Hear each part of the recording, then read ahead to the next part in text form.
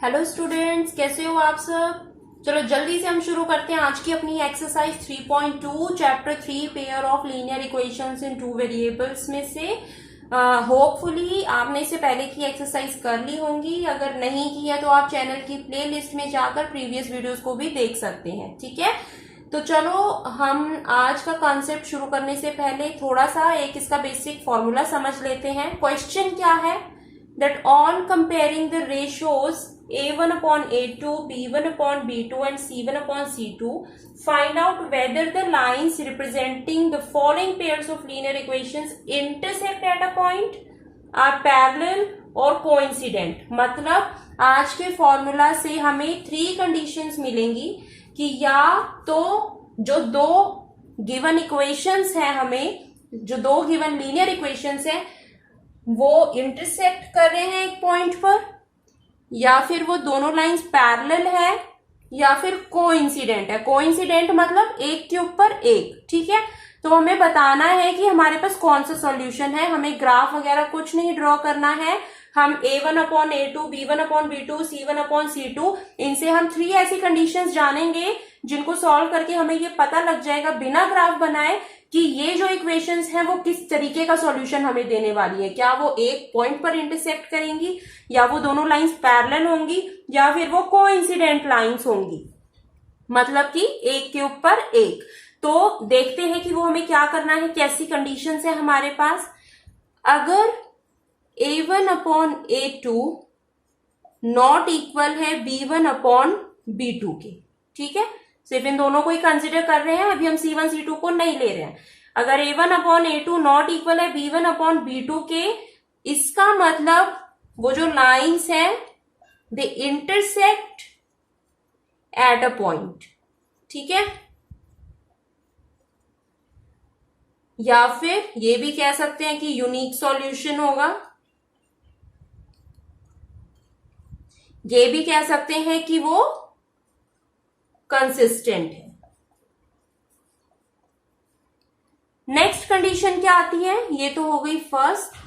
Second है, अगर a1 upon a2 equal है b1 upon b2 which in turn equal to c1 upon c2, अगर तीनों ही आपस में इक्वल है तो वो लाइंस कैसी हैं, वो लाइंस है कोइंसिडेंट। ठीक है, इस केस में हमारे पास कोइंसिडेंट है, मतलब कि दोनों लाइंस एक दूसरे से चिपकी हुई हैं, वो एक के ऊपर एक है। तो हमारे पास सॉल्यूशंस कितने हो जाएंगे, infinitely many solutions, infinitely many solutions. और सॉल्यूशन क्योंकि हमारे पास आ रहा है तो ये पेयर ऑफ लाइंस भी कैसी हो जाएंगी, कंसिस्टेंट। ठीक है, थर्ड एंड लास्ट कंडीशन कौन सी है हमारे पास, if a1 upon a2 equals to b1 upon b2 not equals to c1 upon c2। ठीक है ना, फर्स्ट टू एक दूसरे के इक्वल हैं लेकिन नेक्स्ट टू इक्वल नहीं है, तो ऐसी कंडीशन में क्या हो गया, लाइंस पैरेलल है, वो कहीं भी एक दूसरे को इंटरसेक्ट नहीं कर रही हैं। और दोनों लाइंस जब पैरेलल चल रही हैं, इसका मतलब हमें उनका कोई सॉल्यूशन नहीं मिलने वाला। तो पैरेलल के केस में नो सॉल्यूशन, क्योंकि कहीं इंटरसेक्ट ही नहीं कर रही तो सॉल्यूशन हमें कैसे मिलेगा। और जब सॉल्यूशन ही नहीं मिल रहा तो पेयर ऑफ लाइंस कैसा हो गया, इनकंसिस्टेंट। ठीक है, तो ये इस एक्सरसाइज के लिए हमारे फॉर्मूलेज हैं। अब इसको ध्यान में रखते हुए हम चलते हैं क्वेश्चन नंबर 2 के फर्स्ट पार्ट की तरफ।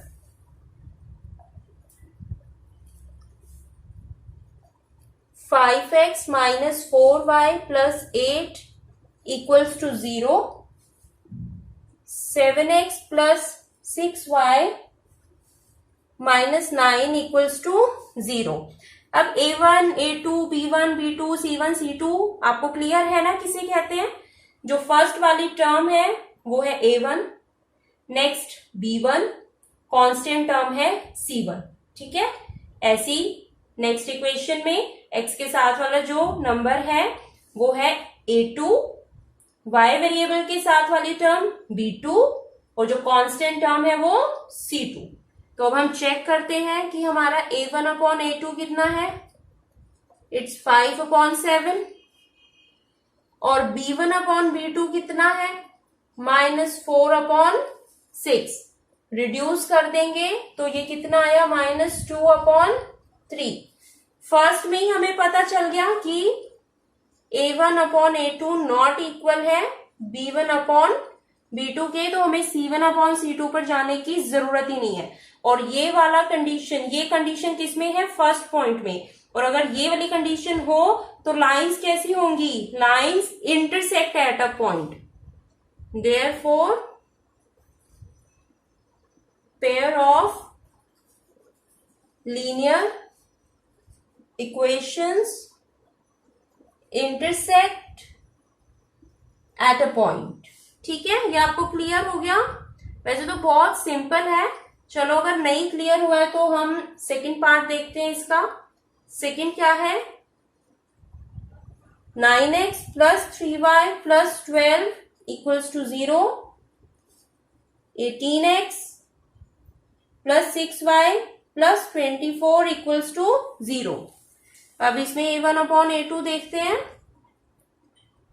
A1 कितना है, 9, और A2 कितना है, 18। रिड्यूस हो गया, कितना रह गया हमारे पास, 1/2। B1/B2 कितना है, 3/6।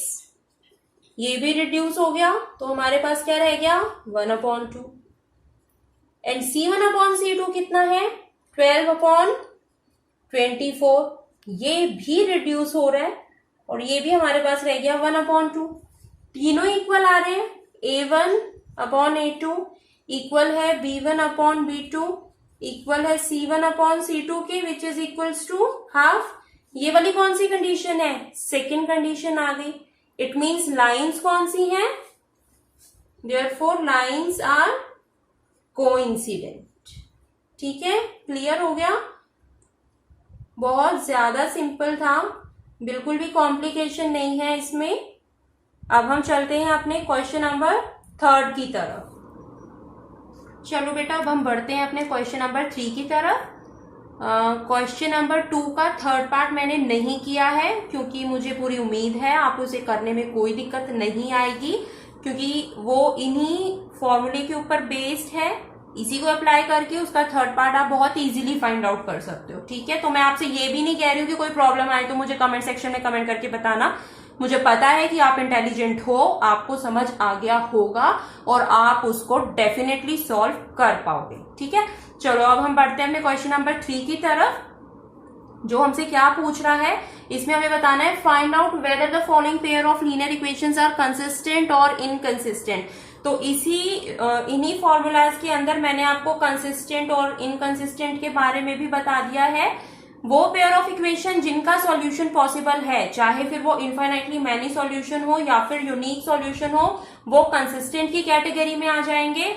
और जिसका कोई सॉल्यूशन आ ही नहीं सकता, जिसमें लाइंस पैरेलल आ रही हैं, वो इनकंसिस्टेंट की कैटेगरी में आ जाएंगे। तो फर्स्ट पार्ट हम सॉल्व करके देखते हैं कि इसमें हमारे पास कंसिस्टेंट पेयर ऑफ इक्वेशंस है या इनकंसिस्टेंट पेयर ऑफ इक्वेशंस है। जल्दी चलो, क्विकली तुम भी सॉल्व करो, एंड आई होप आप मेरे से पहले सॉल्व कर लोगे। A1/A2 हमारे पास क्या है, 3/2, एंड B1/B2 हमारे पास क्या है, 2/-3। तो इसमें हमें C1/C2 की तरफ जाने की जरूरत है नहीं है। क्यों नहीं है, क्योंकि हमें फर्स्ट 2 स्टेप्स में ये पता चल गया that they both are not equal to each other. A1/A2 is not equal to B1/B2, therefore pair of क्या हो गया, लीनियर इक्वेशन का पेयर कंसिस्टेंट है या इनकंसिस्टेंट है, yes right, therefore pair of linear equations are consistent. ठीक है, चलो अब देखते हैं सेकंड पार्ट। बेटा इसका इजी है, मैं आपको थर्ड करवा रही हूं। वैसे तो थर्ड भी इजी है, बस इसमें जस्ट एक न्यूमरेटर डिनोमिनेटर वाली टर्म आ गई है, तो उसको भी हम कर देख लेते हैं, कहीं आपको बाद में करते हुए डिफिकल्ट ना लगे। चलो अब इसमें A1/A2 हमारे पास क्या हो जाएगा, A1 क्या है 3/2 और A2 हमारे पास क्या है 9। अब ये नीचे वाली टर्म कहाँ चली जाएगी, ये इसके साथ मल्टीप्लाई में हो जाएगी, है ना। या फिर आप क्या कर सकते हो, अगर ये आपको याद नहीं रहता किसको किससे मल्टीप्लाई करवाना है, तो 9 को कैसे लिख सकते हैं, अपॉन 1 कर देते हैं इसको। देन हम इसको कैसे लिखेंगे, जो नीचे वाला नंबर है उसको रेसिप्रोकेट करके लिखेंगे। ये 9/1 है ना, तो इसको मल्टीप्लाई में 1/9 लिख देंगे, ठीक है। तो ये क्या हो जाएगा 1/6। अब B1/B2 देखते हैं। B1 हमारे पास है 5/3 और B2 हमारे पास है -10। इसको भी आप ऐसे कर लो, -10/1 लिख देते हैं। मल्टीप्लाई में ये क्या हो जाएगा 10/1 का क्या हो जाएगा, रिवर्स हो जाएगा। रेसिप्रोकेट नंबर लिखोगे तो 1/10। कैंसिल कर दो इसे, 3 2 6। अब ये देखो यहाँ पे 1/6 आया हमारे पास और यहाँ B1/B2 -1/6 आया है, ठीक है। तो नंबर लाइन के एक पॉजिटिव साइड में है नंबर और दूसरे वाला नेगेटिव साइड में है। इट मीन्स दोनों अनइक्वल हो गए, ठीक है ना। माइनस प्लस का बहुत बड़ा डिफरेंस होता है, तो इसे इक्वल नहीं मान लेना आप। It means A1/A2 is not equals to B1/B2। इसमें भी हमें C1/C2 में जाने की जरूरत नहीं है। और यहां पर भी पेयर ऑफ लीनियर इक्वेशन कैसा है, कंसिस्टेंट, ठीक है। बहुत सिंपल क्वेश्चंस थे बेटा। ऐसे ही इसका second, fourth and fifth part आप खुद ही ट्राई करोगे and I am very sure कि आपको उन्हें सॉल्व करने में कोई दिक्कत नहीं आएगी। बस ये 3 फॉर्मूले ही तो हैं, सिर्फ इनको ही अप्लाई करना है। क्या कह रहे हैं ये 3 फॉर्मूले, हमें क्विक रिकॉल कर लेते हैं कि अगर A1/A2 नॉट इक्वल है B1/B2 के, तो वो क्या है, इसका मतलब इंटरसेक्ट कर रहे हैं 1 पॉइंट पर। अगर 1 पॉइंट पे इंटरसेक्ट कर रहे हैं तो सॉल्यूशन कैसा हो गया, यूनिक हो गया। और जब उन लाइंस का सॉल्यूशन है तो वो सिस्टम कैसा हो गया, लाइंस का कंसिस्टेंट हो गया। सेकेंड पार्ट क्या कह रहा है कि तीनों अगर आपस में इक्वल है, A1/A2 equals to B1/B2 equals to C1/C2। It means lines कैसी हैं, कोइंसिडेंट है, एक के ऊपर एक है। अगर वो लाइंस मतलब कि 2 अलग लाइन आपको नहीं दिखाई दे रही, आपने एक ही लाइन ड्रॉ की है और उसी के ऊपर आप दूसरी लाइन ड्रॉ कर रहे हो, इसका मतलब इनफाइनाइटली मैनी सॉल्यूशन है। मीन सॉल्यूशन तो हमारे पास इस केस में भी है, और जिस केस में सॉल्यूशन है वो सिस्टम कैसा हो जाएगा, कंसिस्टेंट हो जाएगा। थर्ड पार्ट हमें क्या कह रहा है, A1/A2 equals to B1/B2 not equals to C1/C2। ये दोनों इक्वल है बट ये दोनों इक्वल नहीं है। इसका मतलब कि वो लाइन कहीं इंटरसेक्ट ही नहीं कर रही है, वो काट ही नहीं रही है एक दूसरे को। इट मीन्स वो पैरेलल है। पैरेलल है तो हमें उनसे कोई सॉल्यूशन नहीं मिलने वाला, और जब सॉल्यूशन ही नहीं मिल रहा है हमें, तो वो सिस्टम कैसा हो गया, इनकंसिस्टेंट हो गया, ठीक है। तो ये आई होप आपको वीडियो देखते देखते ये फॉर्मूला लर्न भी हो गया होगा।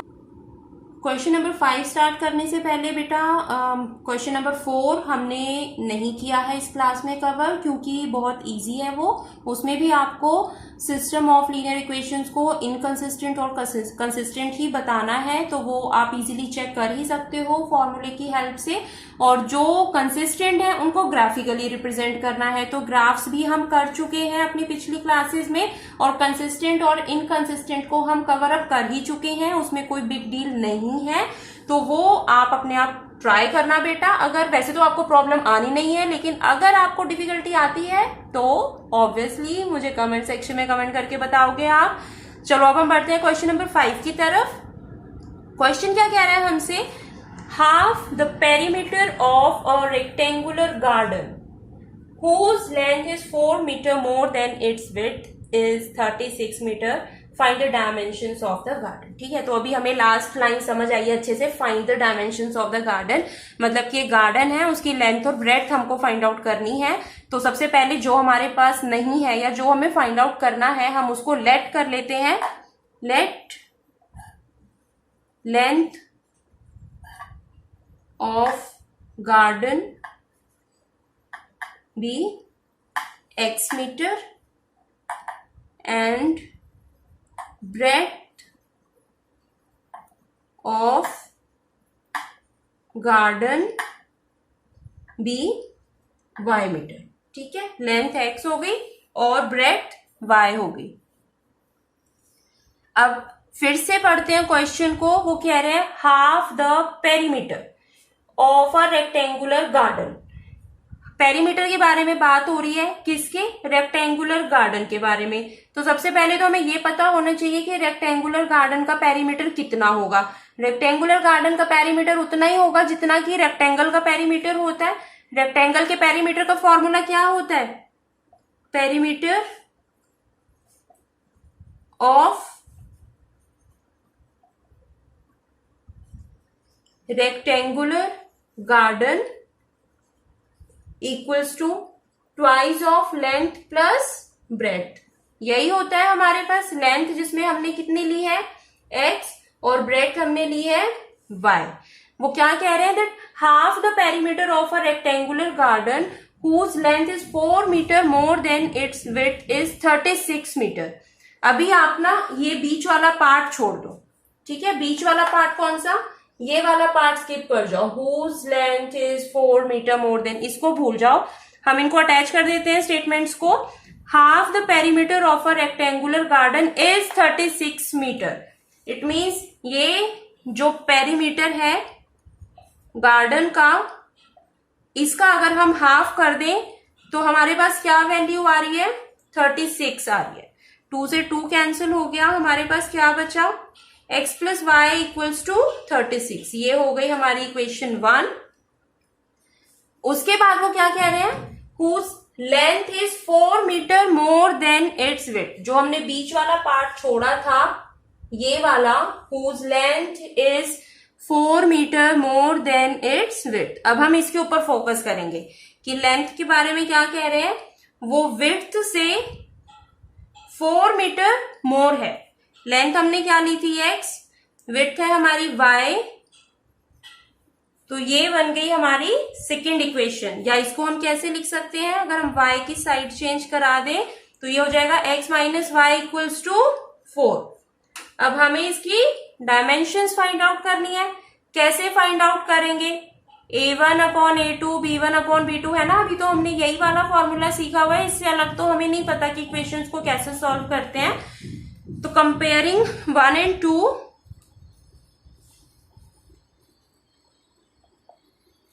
क्या मिला हमें?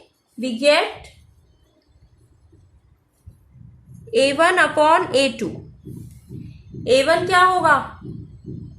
इस वाली इक्वेशन में जो x के साथ का नंबर है, और a2 क्या होगा? इक्वेशन नंबर 2 में जो x के साथ की टर्म है। दोनों क्या है? 1 1 है। b1 अपॉन b2 क्या है? 1 अपॉन -1। ठीक है, दोनों क्या हो गए? नॉट इक्वल हो गए, क्योंकि ये कितना आ रहा है? ये 1 आ रहा है और ये कितना आ रहा है? -1 आ रहा है। दोनों ही डिफरेंट टर्म्स हैं। It means a1 upon a2 not equals to b1 upon b2। तो ये हमें क्या, ये कंडीशन हमें क्या देगा कि सिस्टम ऑफ लीनियर इक्वेशंस क्या है? कंसिस्टेंट है और इनका यूनिक सॉल्यूशन है। यूनिक सॉल्यूशन है, इसका मतलब ये इंटरसेक्ट करेंगे एक पॉइंट पर। इंटरसेक्ट करेंगे तो आप इसका ग्राफ ड्रॉ करोगे। जहां पर दोनों लाइंस इंटरसेक्ट करेंगी वो आपका सॉल्यूशन हो जाएगा। ठीक है, तो जल्दी से हम इसका ग्राफ भी ड्रॉ कर लें। सिंपल सी इक्वेशंस है हमारे पास। एक है x plus y equals to 36, जिसे हम लिख सकते हैं x equals to 36 minus y. जैसे कि हमने पिछले क्वेश्चंस में किया है, हम टेबल बना लेते हैं। मिनिमम 3 वैल्यूज इनकी निकालेंगे। लेट कर लेते हैं y इक्वल्स टू 15 ले लेते हैं। तो x हमारे पास क्या होगा? 36 माइनस 15 इक्वल्स टू 21। फिर से लेट कर लेते हैं y इक्वल्स टू 20। तो x क्या हो जाएगा? 36 माइनस 20 दैट इज 16। फिर से लेट करते हैं, लेट y इक्वल्स टू 25, तो x क्या होगा हमारे पास 36 माइनस 25 इक्वल्स टू 11। ठीक है, ये हमारे पास फर्स्ट इक्वेशन का सॉल्यूशन हो गया।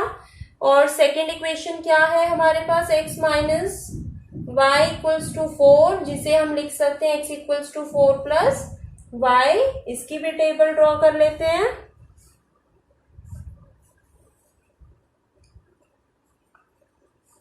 थ्री वैल्यूज, इसकी भी हम मिनिमम निकालेंगे। लेट कर लेते हैं y इक्वल्स टू 0, तो x कितना आ गया 4 प्लस 0 इक्वल्स टू 4। फिर से लेट किया y इक्वल्स टू -5। कोई भी वैल्यू आप लेट कर सकते हो ना, आपको पता ही है ग्राफ में कोई रिस्ट्रिक्शन नहीं है। मैंने -5 किया है, आप +5 भी कर सकते थे। And let y equals to -10, तो x क्या हो गया 4 plus -10 equals to 4 minus 10 that is -6। अब ये हमारी दो टेबल्स आ गई हैं। ग्राफ प्लॉट करना हम सीख चुके हैं, तो आगे का काम आपको करना है, ग्राफ के ऊपर इन टेबल्स को प्लॉट करना है। और जहां पर भी सपोज ये लाइंस इस तरीके से इंटरसेक्ट कर रही है, तो जो भी आपका इंटरसेक्शन का पॉइंट आएगा वहां से आपको x और y की वैल्यू पता चल जाएंगी। जो x की वैल्यू होगी वो क्या होगा हमारे पास, लेंथ ऑफ गार्डन, और जो y का ऑर्डिनेट होगा वो हमें क्या देगा, ब्रेथ ऑफ गार्डन।